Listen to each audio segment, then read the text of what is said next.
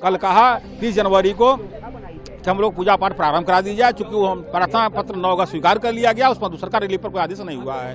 अंजुमन तियामिया द्वारा अपना आपत्ति जताई गई। आज न्यायालय ने उसका स्पष्ट आदेश कर दिया कि रिसीवर जिलाधिकारी और काशी विश्वनाथ ट्रस्ट और वादी मिल करके इसको पुजारी नियुक्त करके पूजा प्रारंभ करेंगे। 7 दिन के अंदर वो पट्टिका लोहे का हटा करके अब पूजा प्रारंभ कराएंगे। ये बहुत बड़ी सफलता मान करके चलिए, और ये न्याय की जीत है, सत्य की जीत है। ज्ञानव्यापी मस्जिद मामले में वाराणसी कोर्ट में चली सुनवाई के बाद अदालत ने हिंदू पक्ष के हक में जो अनुमति दी, उससे वे खुशी से झूम उठे।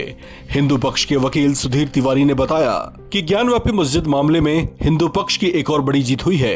वाराणसी की जिला अदालत ने बड़ा फैसला सुनाते हुए ज्ञानव्यापी के व्यास तहखाने में हिंदू पक्ष को पूजा करने का अधिकार दे दिया है।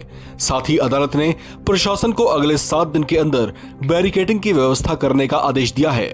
व्यास तहखाना मस्जिद के नीचे मौजूद है। वहीं इस मामले में मुस्लिम पक्ष ने प्लेस ऑफ वर्शिप एक्ट का हवाला देते हुए याचिका को खारिज करने की मांग की थी, लेकिन वाराणसी कोर्ट ने मुस्लिम पक्ष की याचिका को अस्वीकार करते हुए हिंदू पक्ष में फैसला सुनाया।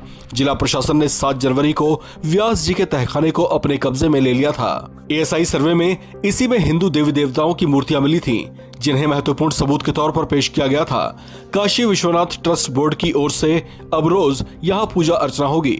नवंबर 1993 तक यहाँ पर पूजा पाठ होता था। हिंदू पक्ष ने दावा किया है कि तत्कालीन प्रदेश सरकार ने 1993 में पूजा पाठ रुकवा दिया था। अब यहाँ फिर से पूजा पाठ का अधिकार मिल गया है। वाराणसी कोर्ट के इस फैसले को लेकर केस से जुड़े मुस्लिम पक्ष में नाराजगी दिख रही है। मौलाना खालिद राशिद फिलंगी महली ने इस फैसले पर निराशा जाहिर करते हुए कहा कि इस फैसले के खिलाफ हाईकोर्ट जाने का विकल्प खुला हुआ है, यानी मुस्लिम पक्ष ने इस फैसले के खिलाफ हाईकोर्ट में अपील करने के संकेत दे दिए हैं। गौरतलब है कि वाराणसी के ज्ञानव्यापी परिसर स्थित व्यास तहखाने में पूजा पाठ करने के अधिकार देने की मांग वाली शैलेंद्र कुमार पाठक की याचिका पर कल सुनवाई के बाद जिला जज ने आदेश सुरक्षित कर लिया था, जिस पर कोर्ट ने बुधवार को अपना फैसला सुनाया है। हिंदू पक्ष के वकील विष्णु शंकर जैन ने कहा कि भगवान नंदी जहां पर विराजमान हैं, उसके ठीक सामने व्यास परिसर का तहखाना है। यहां 1993 तक पूजा होती थी, लेकिन नवंबर 1993 में मुलायम सिंह यादव की सरकार ने इसे अवैध रूप से बंद करा दिया था। साथ ही पूजा करने वाले पुजारियों को वहां से हटा दिया गया था।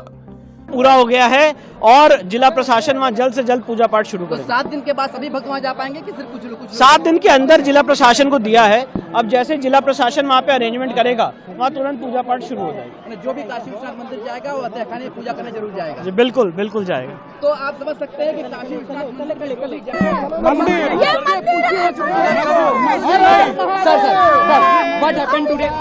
विष्णु जी ये बताइए कि अब पूजा पाठ जो शुरू होगी तो ट्रस्ट को आदेश होगा किस तरीके से पूजा पाठ करेंगे? देखिए, काशी विश्वनाथ ट्रस्ट को भगवान की कैसे पूजा पाठ हो, इसके लिए कोई आदेश की जरूरत नहीं होती है। उनको पता हो कौन से भगवान पूजा पाठ हो, क्या विधि हो। देखिए, वहाँ पे वही मैं बता रहा हूँ, उसकी निटी गिटीज में वो काशी विश्वनाथ ट्रस्ट डिसाइड करेगा।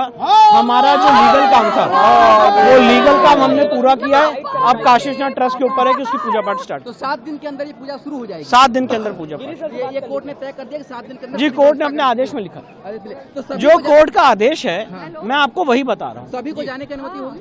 जी, सारे लोगों को, भक्तों को, पुजारी को, सारे लोगों को जाने की अनुमति। तो जो भी काशी विश्वनाथ मंदिर में दर्शन करने जाते हैं वो सारे लोग अब जा सकते हैं वहाँ? जी बिल्कुल बिल्कुल बिल्कुल जा सकते हैं। तो एक बड़ी बात होगी, एक बड़ी बात है कि जहाँ पर मैं ये कहना चाहता हूँ जो जस्टिस KM पांडे ने राम मंदिर में 1 फरवरी 1986 को ताला खोलने का आदेश दिया था, मैं आज के इस ऑर्डर को उसी की तुलना में देखता हूँ।